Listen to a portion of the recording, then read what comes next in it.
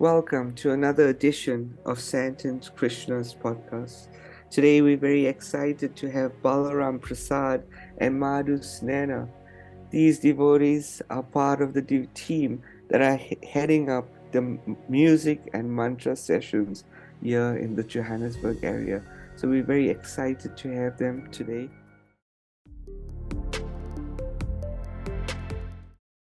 Welcome, Balaram Prasad and Madhusneha. Hare Krishna, Prabhu. Thank you for having us. Thank you for Yeah. having us. Real exciting to have you all on board today. And today we're going to be speaking about Kirtan.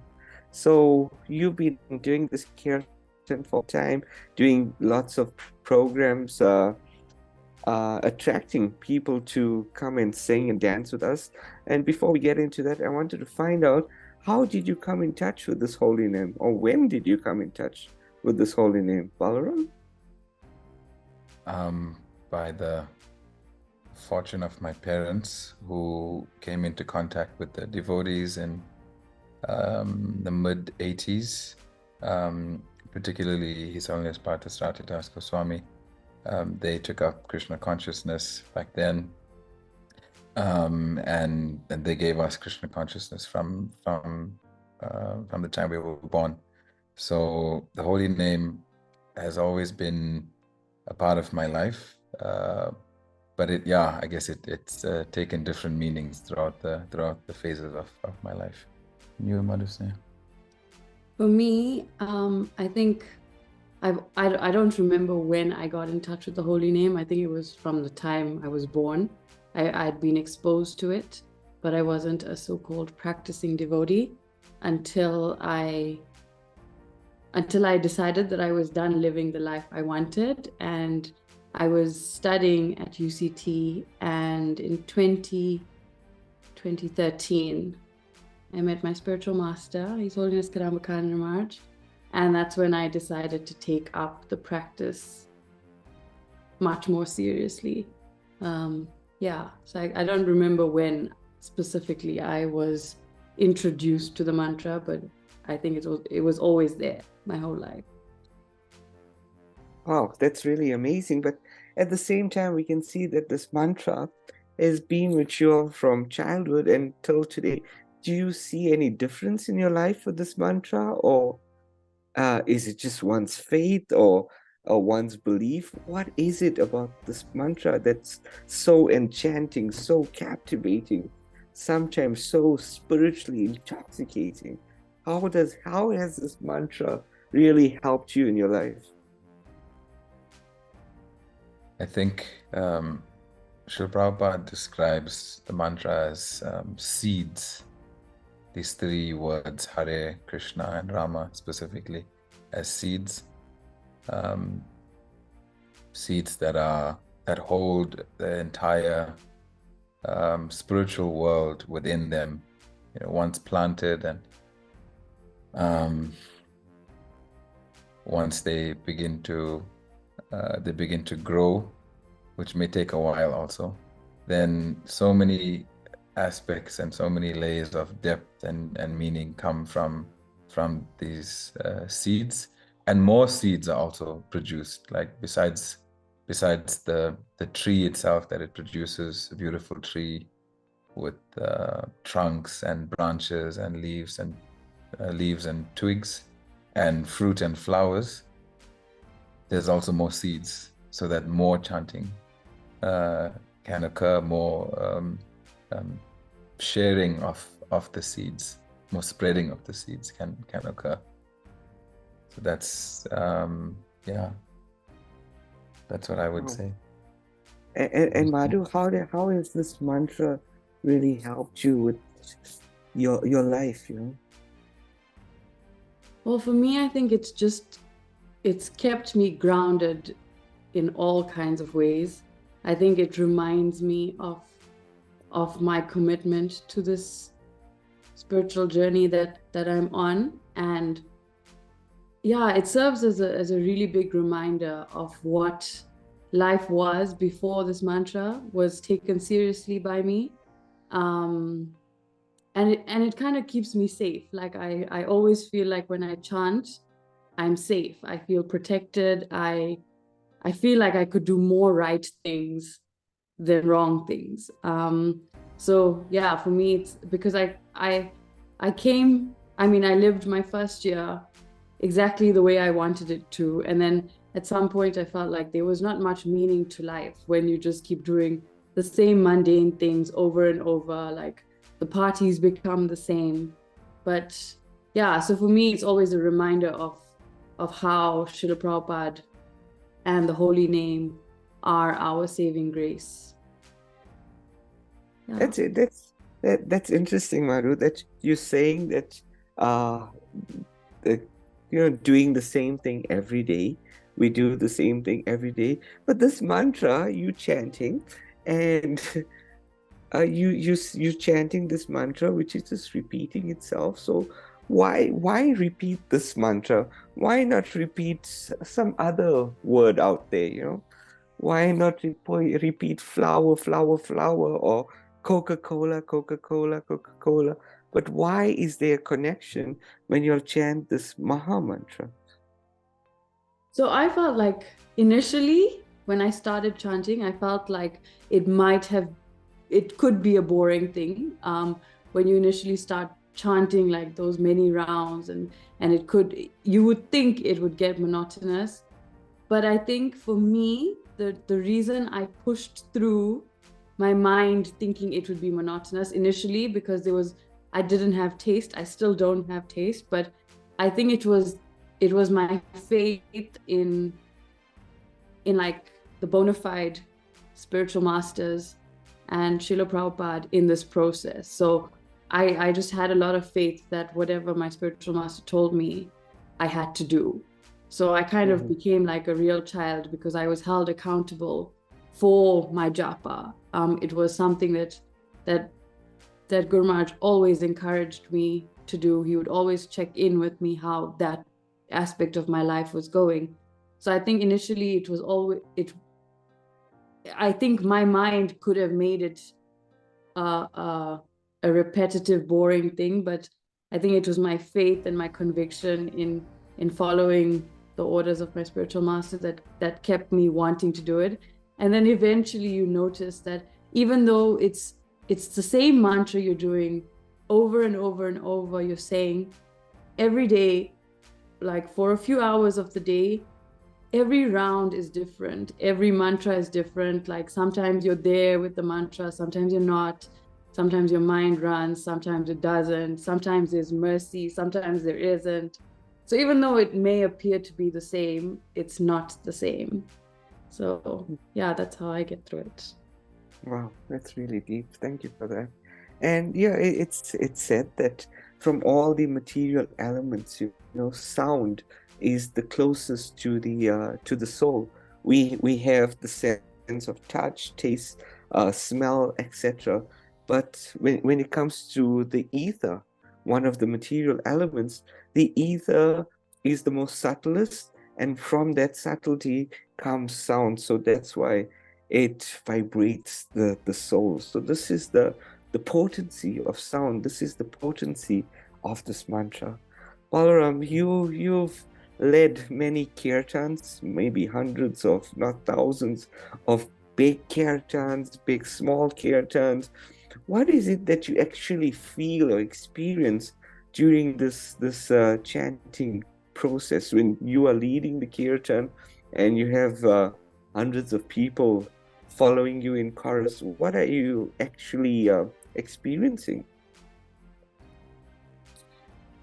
Initially, it used to be a lot of nerves, the nervousness of doing that activity and being aware that we have to lead and guide other people's chanting was very difficult. As a child, I was more comfortable being in like the public eye, public speaking and stuff. But as I grew up, that kind of grew out of me, and I became more conscious of myself. So being put in those positions wasn't so comfortable.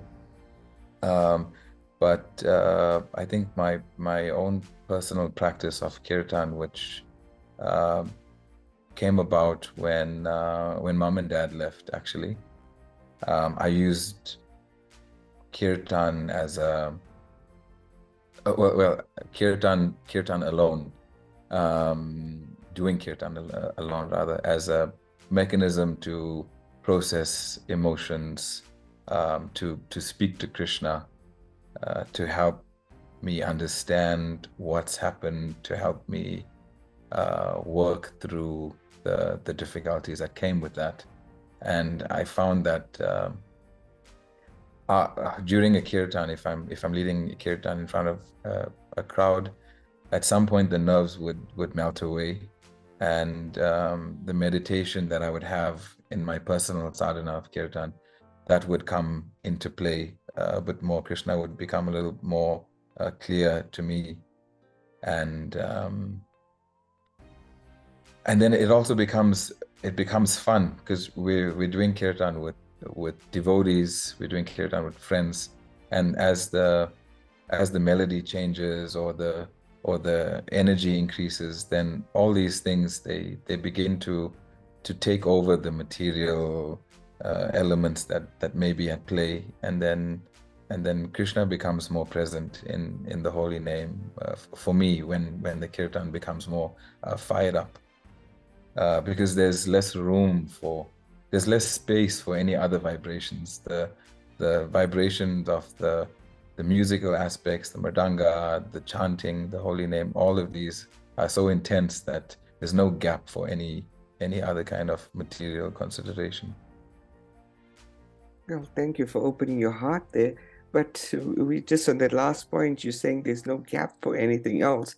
So is it your mind sometimes telling you during a big kirtan, leading a big kirtan, oh, I wonder what they're serving for supper tonight, or I wonder, oh, I need to, I have a work deadline tomorrow. Does these things, like all these material things, seem to bother you during the kirtan?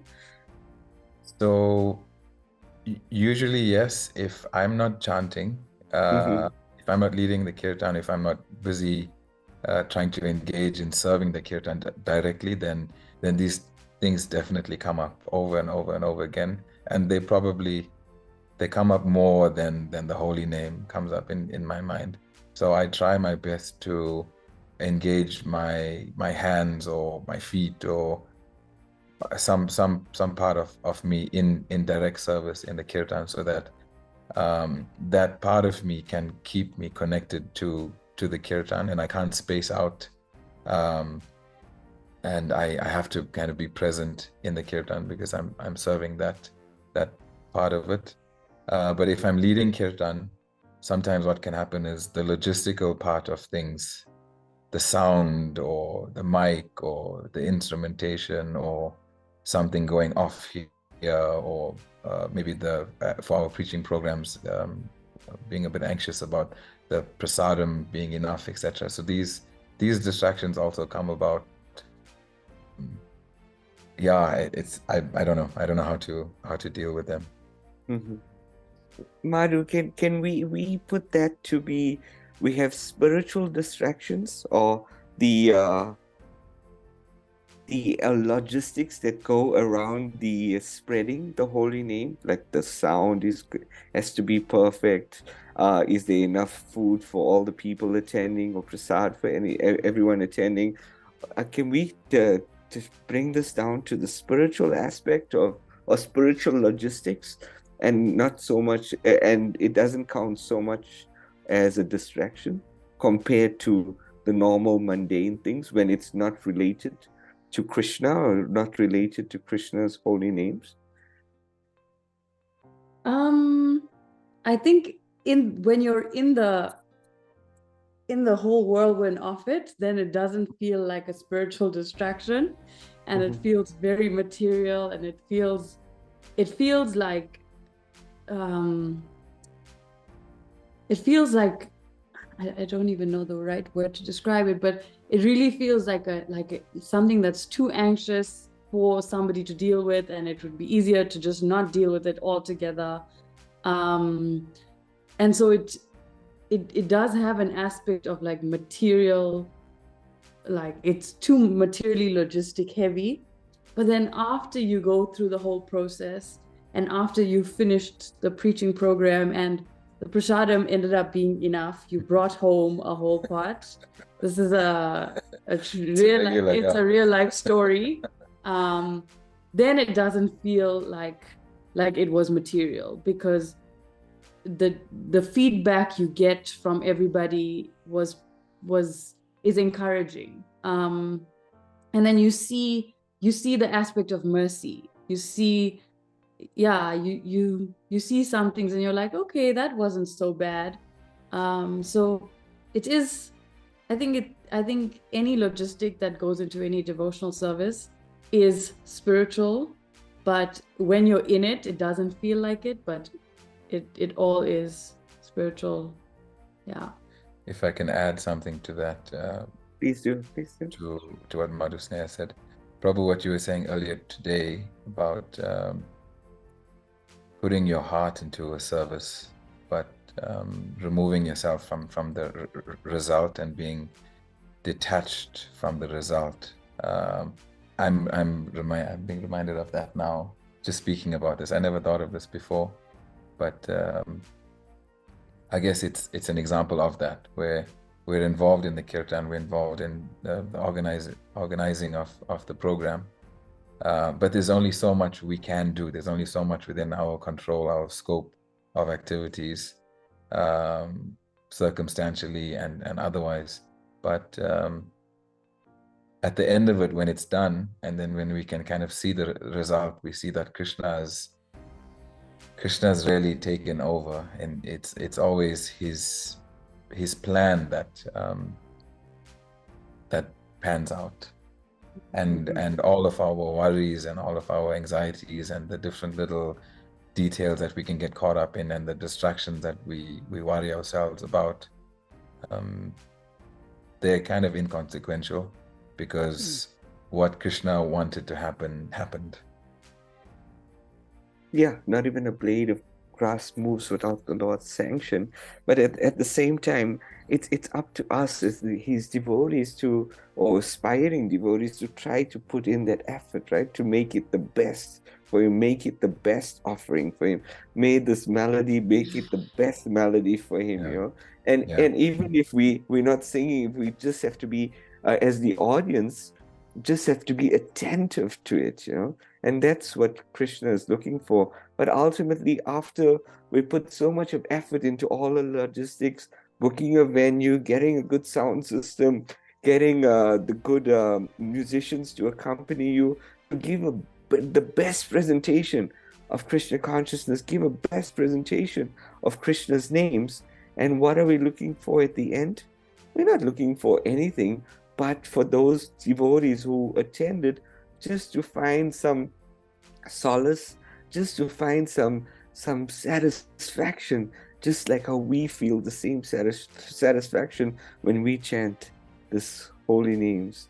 Hare Krishna, Krishna Krishna, Hare Hare, Hare Rama, Rama Rama, Hare. Just so that they could feel something as well. And that's what we're looking for, so that they can also make a connection. Because ultimately, this process of Bhakti Yoga is for them to link themselves, right? To link themselves to the Supreme Personality of Godhead with this most simplest and most sublime way, by just chanting this mantra. That's how easy it is, you know. Just earlier today, I saw this video of Gaur Gopal, you know, and he starts off with a lighter and saying that everyone has a spark. And this is one of the reasons we are doing these podcasts here on the Sandton Krishna channel, is that all of us here in our community, we all have a spark. Not only in our community, but everyone in this creation has a spark. But we all come into this world with the spark. We all come into this movement with the spark. But as the days go, as the weeks go, or months go, or years go, that spark is kind of extinguished. And this is where he puts that lighter in an empty cup, and it said it's extinguished with this abuse and that abuse and this negativity and this challenge materially, and all these material challenges just slowly drowning this little spark, drowning that lighter. And he says, what do? You came into this life just for a little bit of pleasure, but we're just getting always blown out. We're always getting water poured on us, you know. But then he said, then comes someone special to you who comes, and this is another lighter now. He has a spark, and then we share out of that spark. And then that lighter that was in the water, miraculously, with the spark, with the assistance of the other lighter, starts burning brightly again. So this is what we all need, you know, and I guess this is why you're doing these programs, you know, so that we can fan that spark that all these sparks that we come across. So you want to tell us a little bit about your programs? Yeah, sure. It's how it all started, actually. It's an interesting story. So there was a devotee from New Zealand, Dana Kelly. Yeah, so she was based in Johannesburg back in 2017, and where she came from, the farm that the eco farm village that she was based in back in New Zealand, they had this program set up. So His Holiness Devamrita Maharaj set up a similar program where they invite newcomers to their place, and they have very simple kirtan, very simple philosophy being discussed, very nice prasadam, but with not much of the cultural aspects of Krishna consciousness that are practiced today and that have been introduced by Srila Prabhupada. So because she was in the yoga community when she was here in Johannesburg, she plugged in really well with them, and she was introducing them to chanting and stuff. So she approached a few of us to ask if we'd like to help to put on this program and to assist with the prasadam and the kirtan, etc. I was so excited to be a part of a program like this. So it was a new take or a new flavor of Krishna consciousness that I felt was there wasn't as much there as it should be, because not everyone would be attracted to our traditional or typical way of practicing Krishna consciousness. So the program grew really well. We were getting, initially there were probably 15 to 20 people coming. That grew to 30, 40, 50 at times back in the Sandton Yoga Lounge. So that's quite a small room, but at times we were so full that we had people sitting outside. And the kirtans were amazing. They were so deep, they were so meditative.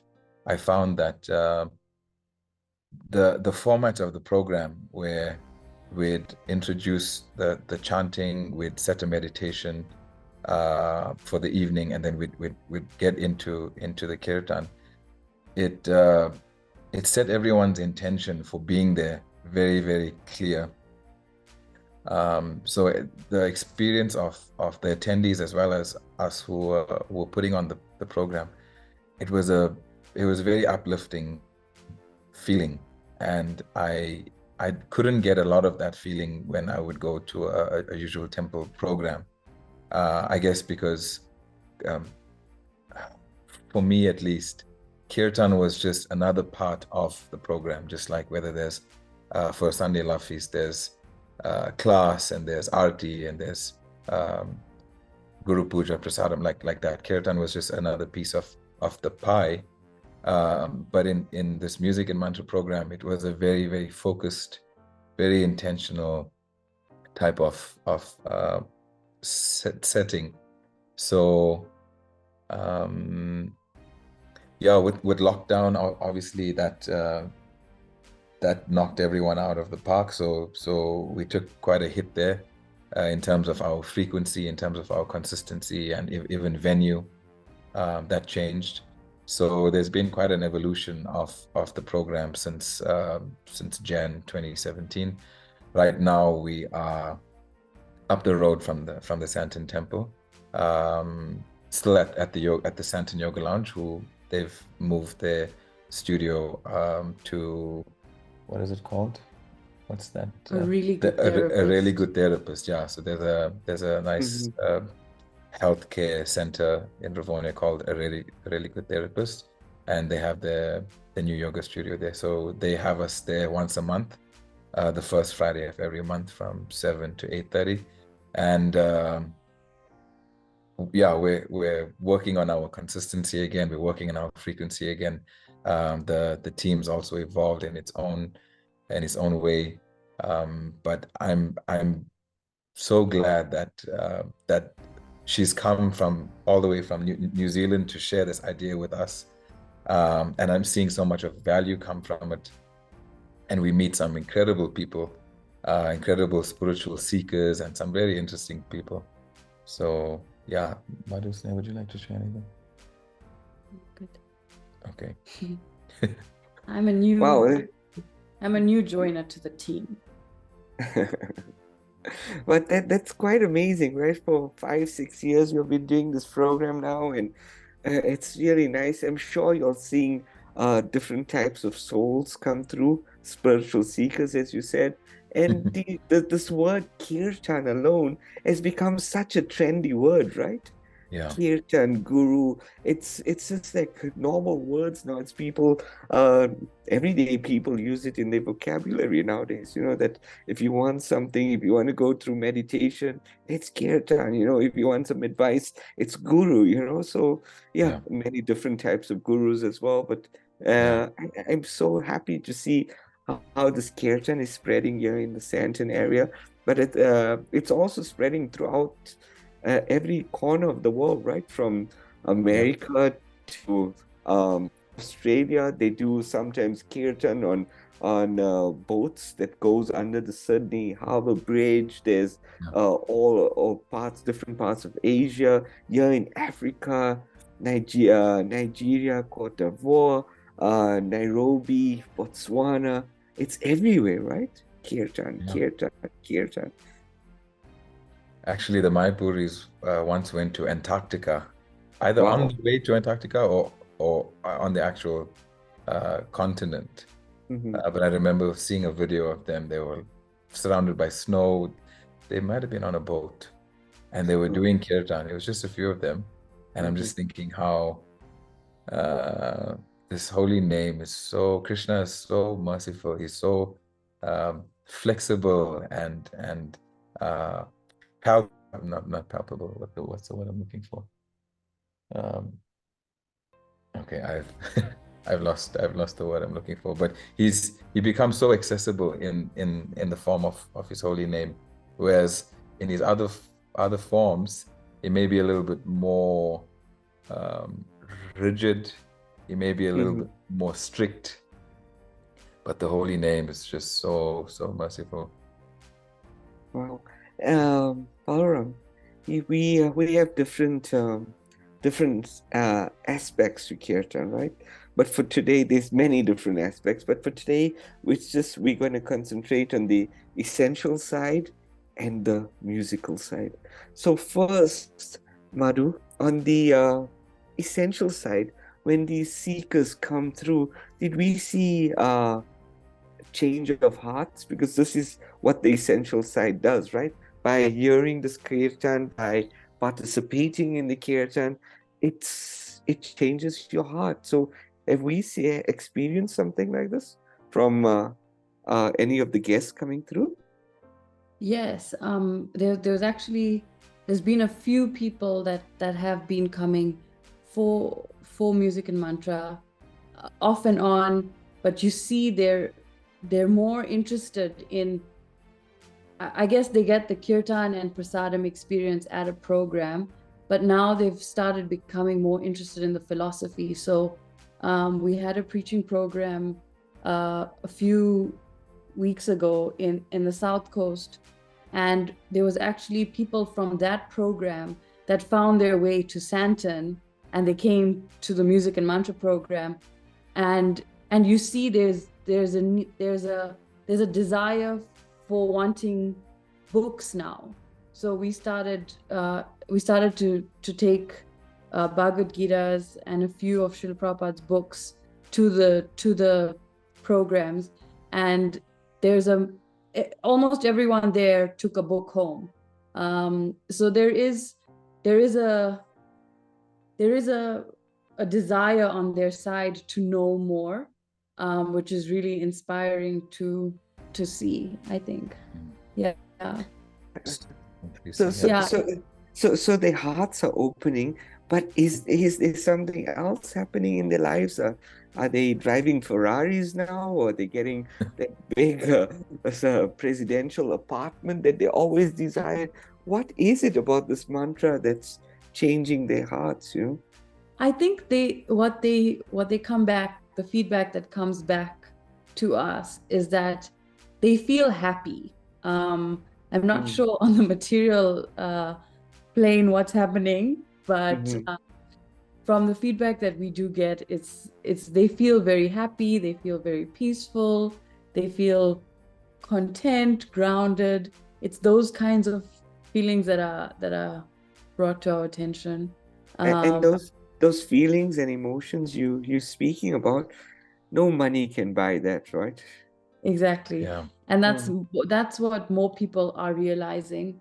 So you guys must be charging like 1,000 Rand a ticket to come to the session? No, so there's no fixed entry fee as such.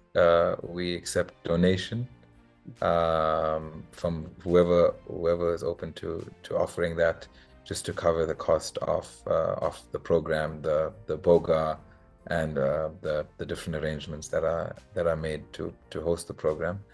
But also we see that when connecting with these guests, everyone's going through such a rough time out there, and they're usually coming because they're troubled in some way, either some deep way, or they just want to break from their lives, and they're looking for something new that can give them a different kind of escape, because Netflix can only do so much, the pizza can only do so much, the doom scrolling on Instagram can only do so much. The Ferrari can only go so far until it needs to be serviced and fueled, so we try and keep the program as simple as possible, and it's very difficult also because we're living in the same world that they are.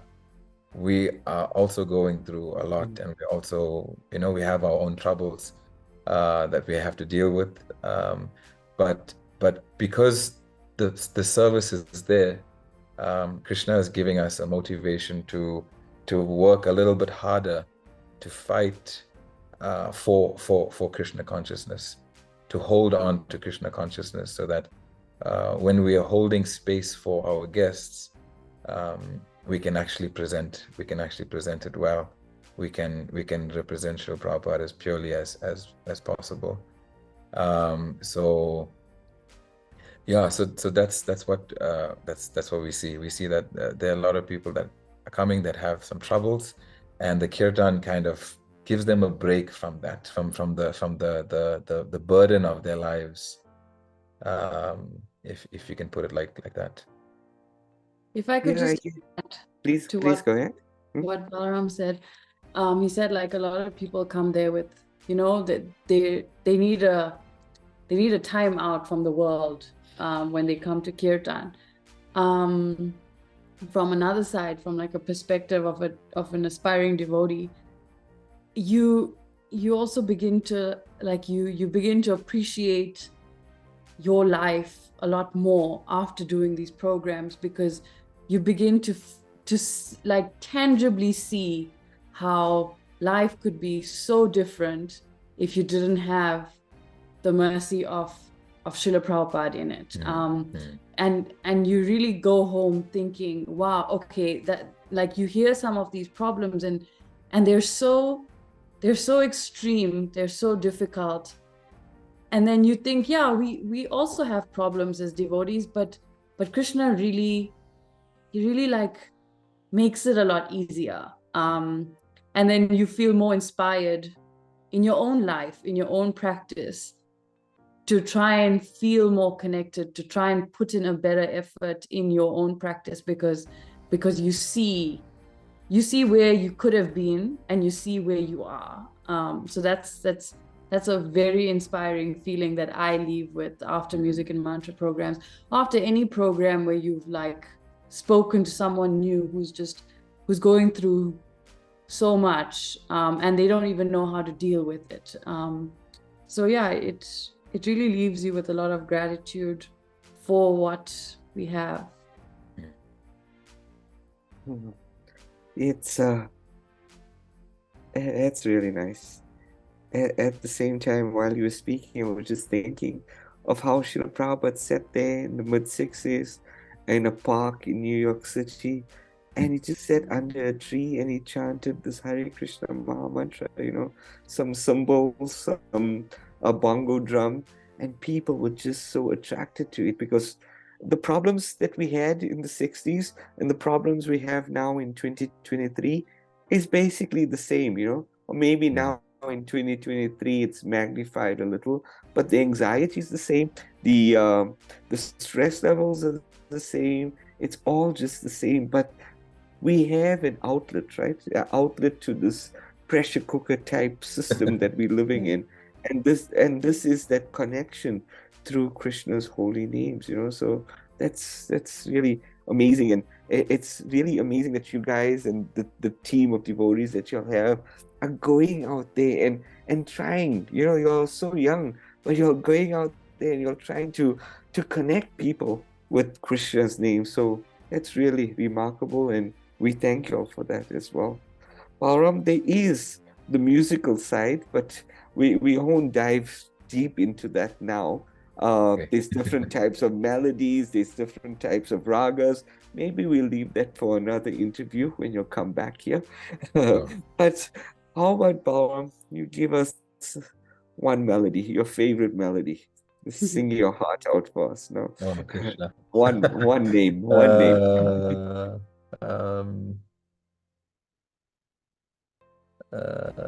Let's see. I'm looking at Srila Prabhupada. I'll just do Prabhupada melody, simple Srila Prabhupada melody, and you can help me, honey. Hare Krishna, Krishna Krishna, Hare Hare, Hare Rama, Rama Rama, Hare Hare. Together. Hare Krishna, Krishna Krishna, Hare Hare, Hare Rama, Rama Rama, Hare Hare. Wow, thank you. So, while you're chanting, what are we supposed to be doing as your audience, as your listeners? You brought us all the way there. We drove to your program. We're getting to hear this. We see people in deep meditation closing their eyes. And I always wondered when I came in, what are they thinking about? What are they experiencing? Why can't I experience the same thing? Because people are so peaceful, people are so meditative, but I'm not experiencing that. My mind wants to go home and take some rest, But what is it that we are supposed to be doing that we can also connect to God? I found setting a theme and meditation for the evening, and building on that just a little bit by giving some examples and analogies. It can help to make the meditation or the kirtan more relatable to everyday life. I'm not supposed to take out my phone and start taking pictures and videos and That start happens. start scrolling through all my emails and all my texts and things like that. I'm Yeah. not supposed to do that, right? No. The idea is to use the mantra as a mechanism to control the mind, because this is what it's designed for. Not specifically, but initially this is what it's designed for. Just like a seed, the tree, the entire tree and all of its byproducts are contained within the little seed. But it starts with the seed. So spiritual life starts with mantra, starts with sound, just like our lives as a zygote before even becoming a baby. As in the womb of our mothers, the first sense that's developed is hearing. Touch and taste and the other four senses, they aren't there. They're being developed and they're inactive, but sound is there. So similarly, we and even Lord Brahma's relationship, the journey to Krishna, also began with sound. So the mantra is the beginning of spiritual life, but it also encompasses the entirety of the spiritual life as well. Like Sri Prabhupada said, it's the means and the end. It's the process and it's the perfection of spiritual life. So we're meant to be present during the Kirtan. So the simple process that we explained during the sessions is allow the mantra to enter your ear, which means that the ears need to be connected to the sound vibration. The attention needs to be on the sound vibration of the mantras. And then when the mantra enters the ear, then it comes into contact with the mind, and the mind usually we do these programs in the evening, so the mind is very fiery and agitated, and from the whole day's worth of activities, the mind has been affected by these things. So we let the mantra kind of douse the fiery thoughts of the mind and the fiery activities of the mind, and then when the mind is a little calm and subdued, then the mantra enters the heart and opens up the heart and offloads its energy into the heart where the Atma, the self or the spirit is, and it's soul awakening. The vibration of the Kirtan awakens the soul, and then the soul can become more active, and then we can hear the heart. When the heart is open, then the heart wants to act, wants to speak, and then that same expression of the heart should come through the mouth, through the voice box, through the vibration of the tongue, as Prabhupada would explain. So that's the complete process. So the lead singer gets to do that, and then the audience hears, and then the audience gets to do that, and the lead singer hears. So in that way, there's this complete loop of hearing and chanting, of an equal amount of hearing and chanting, also hearing and speaking. Normally in a conversation, it's biased towards one person. Someone will be speaking more, and someone will have to be listening more. But in Kirtan, there's an equilibrium of sound sent out and sound that's received. That was a very deep explanation, but Balaram, we are here in 2023 when everything is instant coffee, instant messages. Everyone wants quick results, You are still telling me I'm a little seed? What magic potion can we pour in it that I can be a blossoming sunflower by tomorrow morning? We have to visit Jack and his beanstalk. Oh. So yeah, so the mantra is it's a we're seeds. Yes, we are. But the mantra can catapult our progress to self-realization, to our relationship with Krishna, because we're living in the time where its most its efficacy is most potent. Mhm. So we may be seeds, and I think it's healthy to acknowledge that. We shouldn't think that we're someone big. We shouldn't think that we shouldn't allow the ego to step into our spiritual lives and dictate the mood and dictate the direction. As eternal servants of Krishna, we are minute. We are like Krishna in quality, but in quantity we're very small. So we should accept that fact, that understanding, and then the mantra, by accepting that, the mantra will actually will help us grow faster. But if we try to be big, if we try to be an instant, overnight beanstalk, Shooting then star.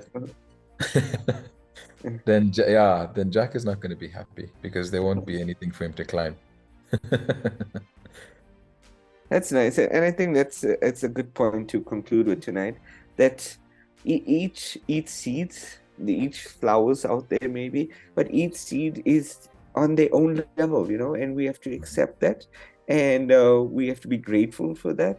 And everyone will grow at their own pace, depending of how much water they want to put on the seed. You put too much, and you may just drown the seed, but if you put the right amount with the right amount of sunlight, etc., you'll sprout within no time, right? So we have to accept that, and we have to accept that these kirtan programs, these music and mantra sessions, are not for us to be judging on anyone, but really it's a safe space for everyone to come and germinate the seed. Yeah. Jai. So thank you so much, Balaram Prasad and Madhusneha, for opening your hearts today and telling us about this most blissful and most ecstatic Maha Mantra, and just thank you so much for opening up today. It's really appreciated. And to our listeners, I hope that you enjoyed the session as well, and you got a little bit of taste for this Maha Mantra. The aim of these programs is just to highlight our community, and that we have so many different talented devotees in our community. Everyone has a talent to share, and we want to kind of magnify it here on the Sandton Krishna podcast. So before I let you go, we have some quick fire questions. What is more important, kirtan or japa? Japa. Japa. So the correct answer is kirtan is most important. Oh, wow. According to scripture, kirtans, japa is perfect, but even more perfect than japa is kirtan, and even more perfect than kirtan is Harinam Sankirtan, where we chant on the streets. But we promised to chant 16 rounds of japa. So that's that. What's your favorite kirtan? The favorite recording or favorite kirtan that you ever experienced? My favorite is Kirtan by Madhava, 2009 Janmastami at Bhaktivedanta Manor. Yeah, I found that on gauravani.com back in 2009. It was just released on their website, and I downloaded it, and I've been listening to it ever since. I listen to it at least once a week. It is my ringtone at some point. It's the first kirtan that I was studying for exams at the time, and I couldn't study because Madhava's chanting was so I don't know the word to describe it, but I was crying listening to him, and it really moved me. It was like within the first minute or so, it really touched my heart. So I always have a very special relationship with that kirtan. How about you, Madhu? So I don't think I have a favorite kirtan. Okay, actually I do. You do. I have a favorite kirtan, and it's a very recent one. It's His Holiness Kadamba Maharaj titled it "The Spiritual World," because he sang a melody that was so mellow for him, and he said that when he sang that melody, he just imagined himself walking through the spiritual world. So that's my favorite kirtan. But then when I'm not listening to that kirtan, then my favorite kirtaniya is Nadia Mani. Wow, nice. We're so blessed that we have so many great kirtan emperors, kirtan generals amongst us, and that we get access to these beautiful sounds from the spiritual world. Favorite prasad? Balaram Prasad. That's a tough one because my diet had a 180-degree change recently. But before that, I would say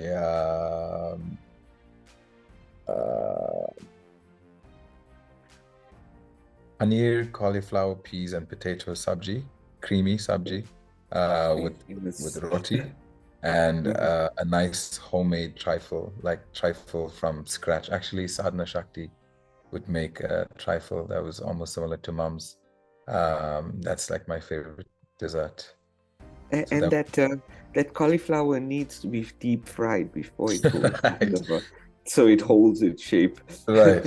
So it's almost like a deep fried sabji. Yeah, you can add like peppers in there, you can add carrots, all deep fried, I guess. Paneer deep fried, cream deep fried. Pushing it now. And then we'll have to dance in Kirtan to burn it out. Yeah, that's the plan. That's the plan.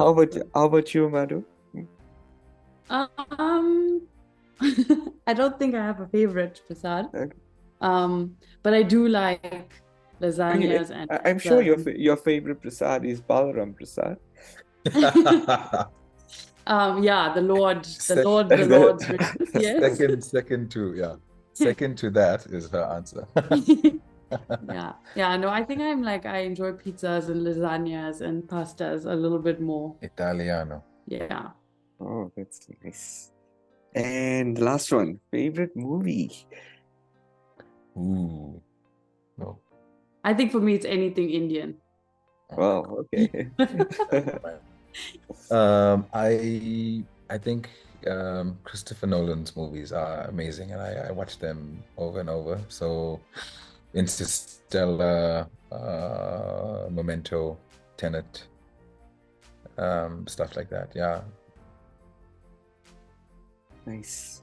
Well, thank you once again, everyone, for opening up and sharing so much today. And it was such a pleasure to interview you and get to know you a bit better. And thank you. I'm really grateful that you gave me this opportunity. And to our listeners, I hope Balaram Prasad, Madhusneha, and myself were able to give you or be of some service to you today on this podcast. So thank you so much, and we can't wait to interview you at our next podcast. Hare Krishna.